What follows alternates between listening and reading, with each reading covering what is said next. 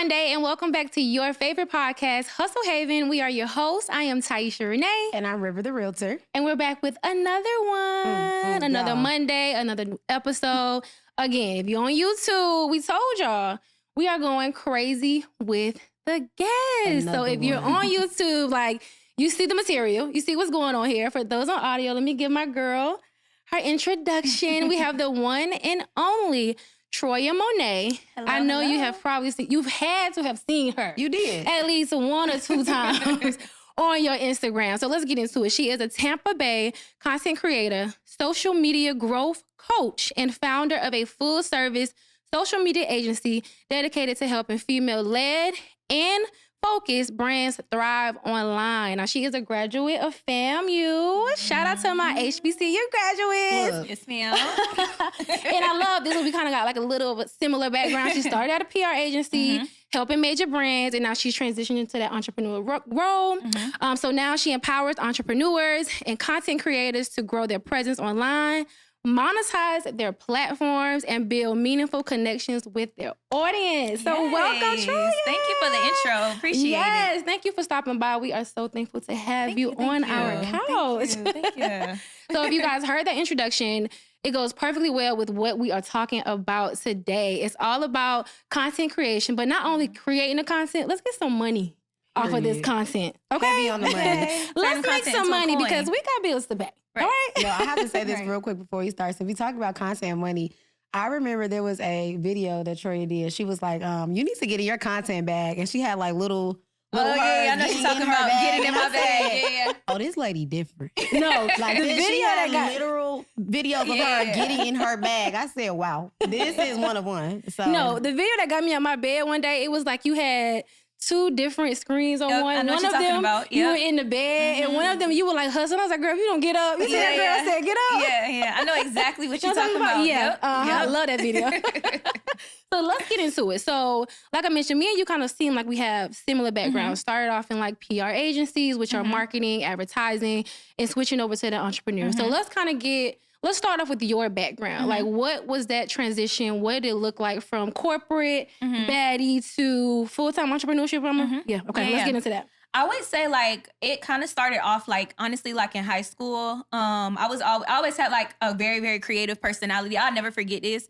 Like back in middle school, we had like an egg drop contest where we had to like create an egg basket and we had to drop it off the balcony in high school. And mine was like super creative, different. Everybody else just had theirs like in a shoebox or something. Yeah. And then it was like a competition. So I ended up winning, of course, like for creativity and then just getting like a lot of recognition in terms of just like my creativity. So after I went to college, I graduated with my degree in PR and then I ended up moving to New York and I was working with a lot of different brands.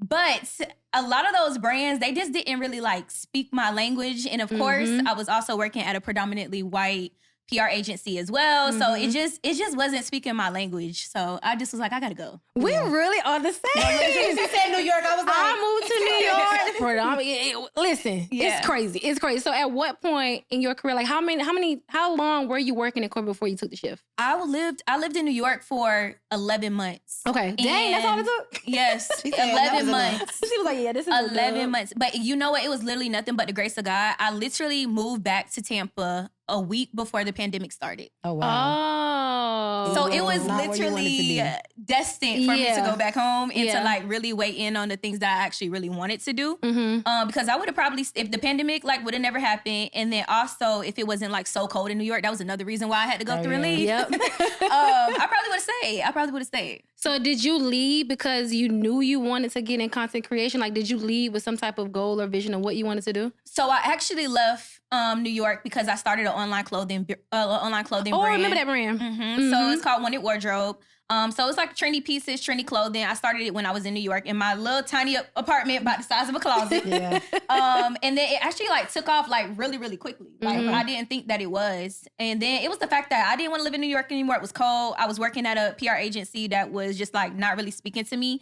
And then my mama, she didn't want me to be there anyways in the first place. All mama got to do is do a little sprinkle. That's it. Like, come on back home. She was like, I want you to be there in the first place. So she was like, come back home. So I ended up staying with my mom for maybe close to a year and then ventured out and got my own place. Gotcha. So did you already have a strong social media following with Wanted Wardrobe? Could you say it took off quick? Like what? I mean, what happened? it took off quick in terms of sales, but I didn't have a strong social media following. No, I think maybe when I launched it, I probably had maybe like 5,000 to 7,000 followers. Like nothing crazy. Okay. So when you were working in New York doing the stuff with ad and PR, was social media like a very like heavy part of your footprint there, or like have you always kind of been doing social media on the back end? Yeah, so when I was working in PR, we did a lot of things as it relates to like influencer marketing. So when I first started working there, that was back in like 2019. That's when like influencer marketing really started like taking off. Yep. So I started working with a lot of the influencer marketing side of things and not necessarily working on the PR side a lot. Got it. So it kind of helped me as it relates to like the transition for sure. Okay. So let's get into the content creation. When did you say, listen, social media is where it's at. Let me get into this content creation bag. Like, when was that? Like, when did that happen? I would say when I had my boutique was known for creating content that was different than all the other boutiques. So what is that though? Like, what was the different content? What were you doing? So I was doing like a lot of like crazy, like y'all know my content is already crazy. Child. So I was doing like, back then it wasn't as crazy of course as it is now, but I was doing things like modeling my outfits, for example, where like it would be like videos. So I would have videos of me modeling my outfits instead of relying a lot on pictures. Where a lot of boutiques, they would just posing cute, different things like that. But I did a lot of video things. I really like showed the actual quality of the clothing. And I was like the person doing all of it. Like I was doing the graphics for it and all of those different things. So it kind of like made me stand out a little bit because a lot of other brands weren't really, like smaller boutiques wasn't doing that. And I remember videos kind of just happen overnight because remember just like randomly Instagram started letting you post videos and I was like, why would people do that? Like I was just asking myself like, how are people going to utilize video? And then people just kind of started dropping little stuff. And I'm like, okay, I see where this is going. And so now when I look back at it and I think that Instagram is 90% reals. It is. Literally. And I'm like, dang, we've literally, that's the shift. Like we've come so far on social media and like for you to pioneer that, that's huge. So when you say videos are like the biggest thing on Instagram, like, you know, like how social media, sometimes they'll have like, okay, right now Instagram is pushing pictures or carousels. Like as a content creator, how important or essential is it? Like how much time do you put into, I guess, looking into the back end or the analytics of what's going on so that you can make sure that your content stays up to date? Really good question. So one thing that I used to do in PR every single morning, I still do it. I don't do it as frequently as I did it when I was working there. But they taught us this thing called like media monitoring. So you media monitor every single morning. As soon as you sit at that table, you looking at your clients, make sure they're not in the news for nothing crazy. Right. And then you making sure that their competitors are doing the crazy stuff so that way you can shine, right? So I kind of still do that to this day. Like I'll look at like my competitors, see what it is that they're posting. And then I do a lot of research in terms of like, what's the latest thing that Instagram is talking about, like on their blog. I follow this guy called Adam Mosseri. He's like the head of Instagram. And he posted like a lot of different reels and educational content according to like what it is that you should be doing as a creator to like grow. Oh, that's a gem. Send me that page. Yeah, I will. So like he posts like all the time, like multiple times a week. Like, okay, this is what creators need to be doing right now to grow. So I turn on his post notifications all the time. So that's how I'm like always trying to like stay ahead. Yeah. Oh, I love that. That's a good tip. Like stay informed on your industry. Like research your competitors. Research, you know, your analytics, see what you're doing and the updates of each social. Do they have that for each social media platform or is it more so Instagram? I know Adam Mosseri, he does it for Instagram. I'm not really sure too much on like TikTok or YouTube, but that's pretty much it, yeah. Gotcha. Okay. So let's get into the different platforms. So, because when you're a content creator, I feel like you have your content creators who like are big on TikTok, they're monetizing there, big on YouTube. You know, they have their separate platforms that do you feel like each platform like requires like a different strategy or like different type of content to resonate with people? I always tell people like every platform is used for a different thing. Right. Like you don't use Instagram the same way that you would use TikTok. When you're first starting out, I would recommend it so that way you can figure out what your audience likes and what they don't like. But once you start growing, you want to post and create different things for different places. Like for example, I always say like TikTok is like where you go if you want to like get discovered. Like if you're like new, you want to get like brand awareness. Okay. You go there. When I first started out, there was no TikTok. We only had Instagram, so that's why it was easier for me to get discovered. Are we telling our age, ladies? Yeah. There was no TikTok. Are we aunties? Aunties. I'm 100% no aunties. TikTok.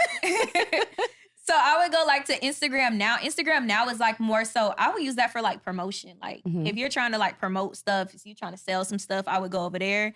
And then YouTube is if you already have a following. Like I don't like, it's hard to grow on YouTube these days from scratch. And I was lucky to grow from scratch on YouTube because it was the pandemic. Nobody had nothing to do. So everybody was on YouTube videos. So it's just hard. It's harder now for sure. That's great. But I think that's where I struggle at because like I want to make one video and put it on for this one thing and I just want to upload it. Wherever it goes, and I want it to go big on all of them.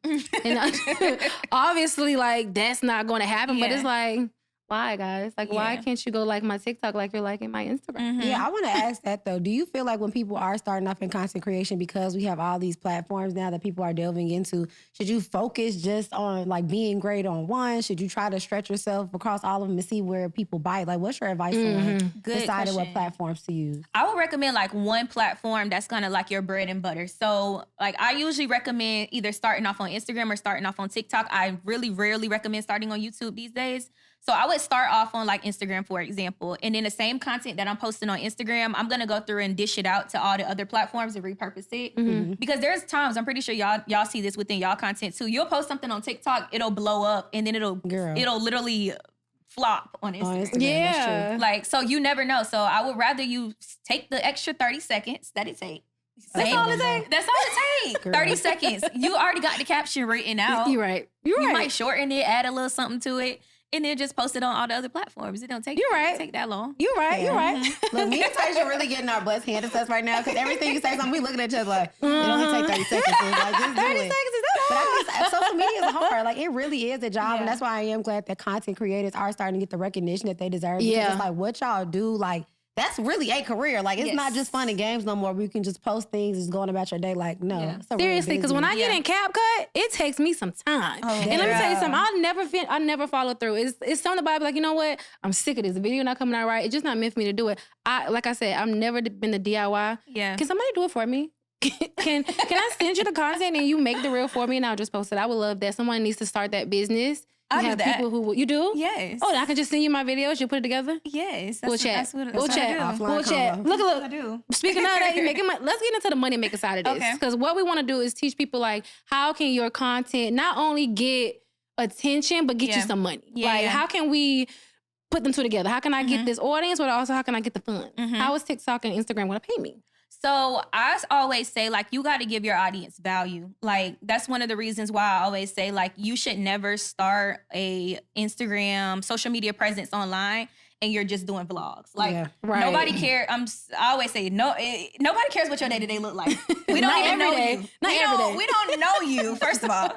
So I don't care that you went to Pilates in the morning and then you went to Trader Joe's. I'm so glad this is coming out of an influencer's mouth and not mine. Because I was thinking it. And I feel like it's better coming out of your mouth than mine. But since you said it already, nobody cares. I feel like sometimes I enjoy like, oh, what you did today? Like sometimes every now and then have a community or a following like people that you're already familiar with. Like no offense to me, but like if I get on there like, so you know what? No one cares, River. Like people care about what I do when it comes to selling houses because that's what I do. No, I start deviating and saying like, I did a video one time trying to make them jar salads, and people were like, "The hell is going on here?" No, you're right. Like, you got to give people what they want, but also certain stuff they really just don't care about. They don't. I did one day, and like people loved it though. They were like, "Oh, more of this. Love this." Yeah, Let's but do those this. are the people who are like your loyal people. Yeah.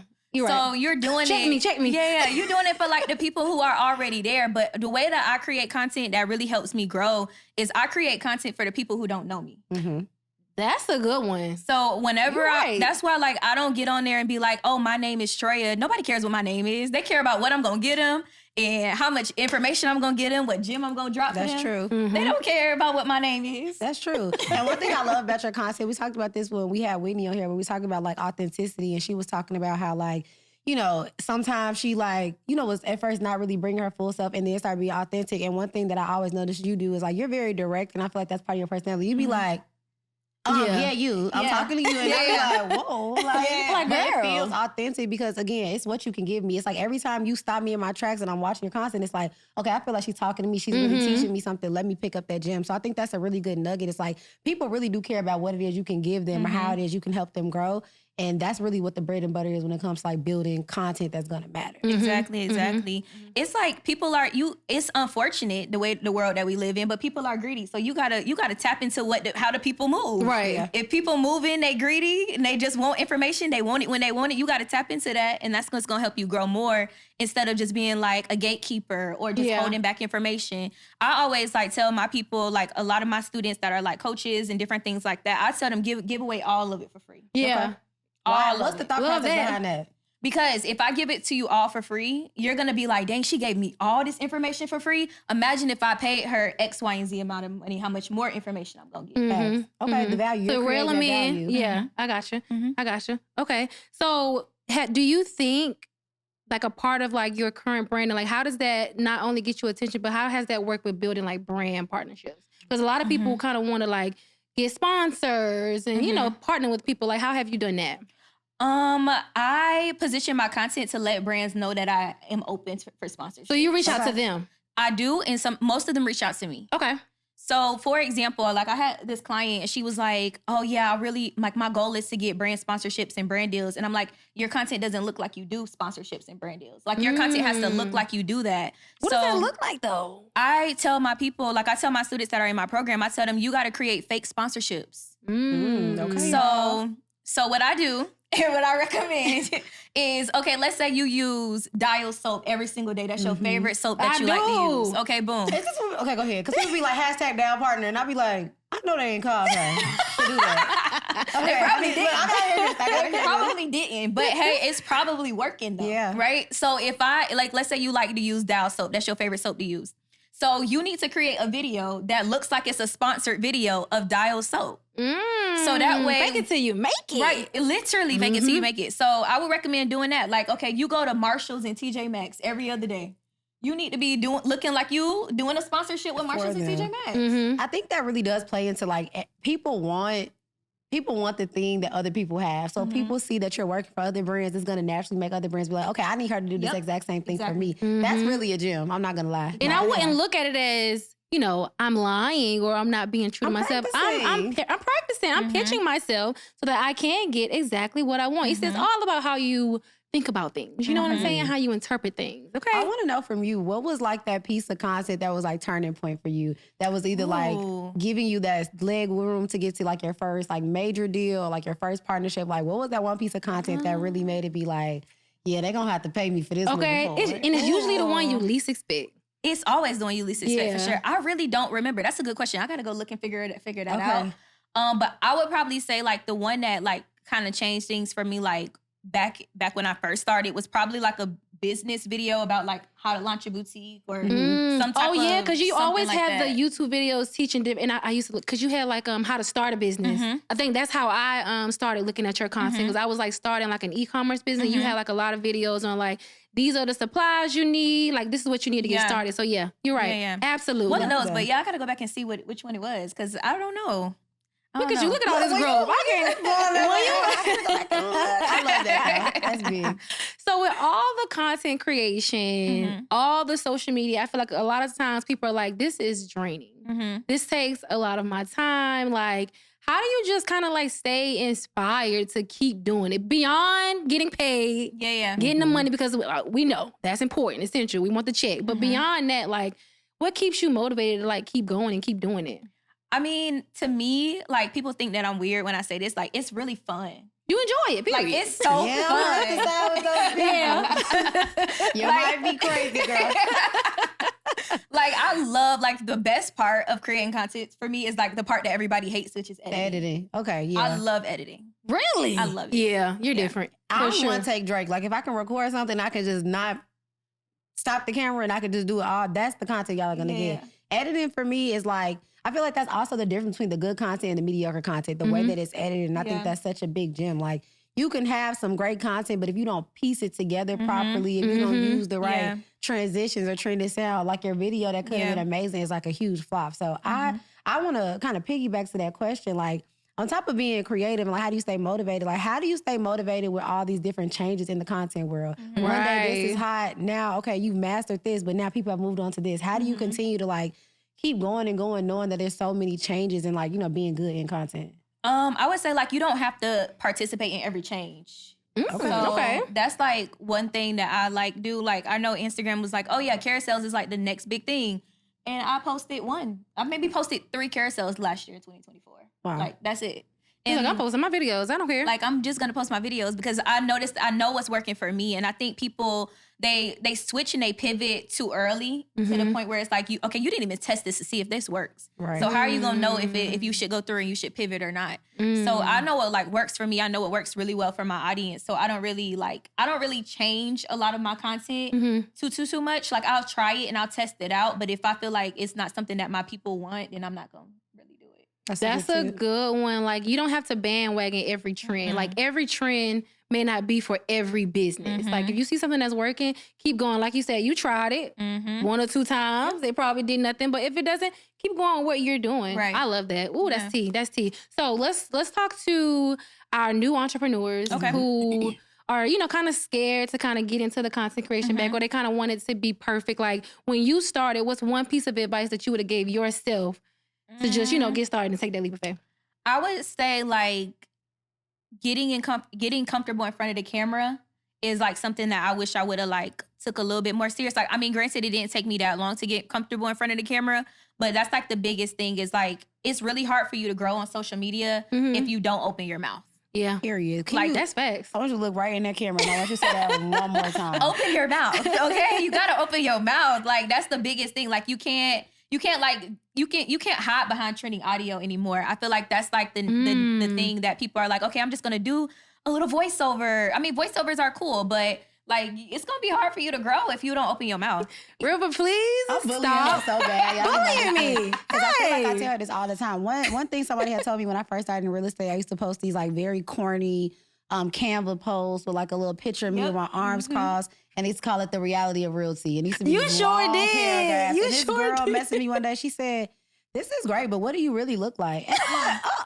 I'm thinking like she's being really nosy. And I remember this lady who I was working with, she did a lot of stuff in the PR advertising. She was like, people buy into you as a person almost as much as they buy into your business. And so even though it seems like you know real estate and you're smart, you could have copied this off of Google. People want to hear you talk, articulate yourself so they can know like, okay, she really is a valuable person in this industry. And that's kind of what made me start talking and getting in front of the camera. So I think that's a really good piece of advice because I have been hiding behind trending audio lately. If it wasn't for this podcast. I'm gonna say I've been hiding behind this podcast, baby. Thank God for this podcast and these reels. But I do not. Getting comfortable in front of the camera is something I need to do because I do not. When we get our episodes back, I be like, River, watch it and make sure it Quality looks good. control. Like we don't gotta, get the edit. Tiesha maybe like a whole year after we started To our actually first podcast start to watching actually it. watch it. I didn't watch it. Like It makes you y'all said cringe. yes. Yeah. I don't like my voice. Like I'm gonna be nitpicking. If y'all said it looks good, it looks good. It looks great. I'm not concerned. So I do need to like kind of just get comfortable more. In the camera. Listen, man. Listen. takes I'm so time, tired though. of being It bullied takes on this time. couch. Who I be getting bullied? Okay, it's a safe space. It's a safe space. You'll get there. River, did you have something you want to give to our fresh entrepreneurs with content creation? What you think? I think I kind of, like I said, have to piggyback on this. I'm not a huge like content creator girl. Like I want to be, but I'm still working on the get up. So like I'm having a little trouble with that. But I think like just kind of put it out there. I think again, we always kind of hide behind the idea of being perfect or the idea that everything that we put out has to literally be perfection. Y'all are not this lady right here. Period. Okay? If every time you create a piece of content, you're trying to achieve where she is. She started in PR and marketing. She has experience and knowledge beyond what we have because this is what she does. And I think comparison is a thief of joy. So trying to like do what you see everybody else is doing, kind of find your own lane and really just stick with that and be comfortable and confident with what it is that you can put out. And I feel like your best will be good. I love that. I'm going to say you need to surround yourself with people who are going to push you outside of your limits. Because I feel like I can tell myself every day, like, okay, Tiesha, you're going to wake up tomorrow, you're going to do this, you're going to do that. But it's really when I talk to my friends, like when I get on the phone with River or, get on the phone with my mentor, that's when I kind of feel like I can really feel confident and step out of my comfort zone. So I would say surround yourself with people who can continuously and consistently motivate you in a positive way now. Not like tear you down while they're doing it, but like somebody who can keep you on track so that you can feel like, you know what, I can do this, let me do this, let me just get started. For my new entrepreneurs, give you that confidence, give you that boost. Right. I love that. I think this has kind of been on my heart because we've been pushing the mentorship thing, but I do want to circle that to you. Do you have a mentor in this space? And if you do, like, I guess, what did they give you and what advice would you give people about mentorship in this content space as well? Yeah, I mean, I had a coach at one point. I still call her my coach. So she definitely helped me a ton in terms of just like framing myself as a expert, I would say. Because like when I first started like content creation and working within like my e-commerce business and stuff like that, like I was doing a lot of stuff for free. And she got on me. She was like, what are you doing? We're not doing this anymore. Right. So I would say like you definitely need somebody in the space. It may not be a mentor, but you do need to. I call them like content cousins. Like that's what I call it in my mentorship. Cousin. Like your content cousin or like your social media sister. Like that's what I call it. But you do need that, like because sometimes you need people that you can bounce ideas off of. You can be like, oh girl, can you look at this right quick before I post it? Yeah, And Love that. Okay, I love content that. cousin. Okay, yes, content cousin. We got a Me and bunch of Tiesha gonna cousins. start Now, we're going to go ahead and wrap up this episode. We appreciate you so much for coming. Thank y'all for having me. Of course, dropping all the gems. Did you have anything that you want to let the listeners know? Any upcoming events, businesses you want support? Let's talk to them. Let's give it to them. I mean, my biggest thing that I would go through and tell you guys is just literally hit the record button and figure out what you're gonna use it for later. That's like my little gem that I like to do. I call it free content because you're not really working for it. So you got to do the free content. Just set your tripod up, hit record, figure out what you're going to use it for later.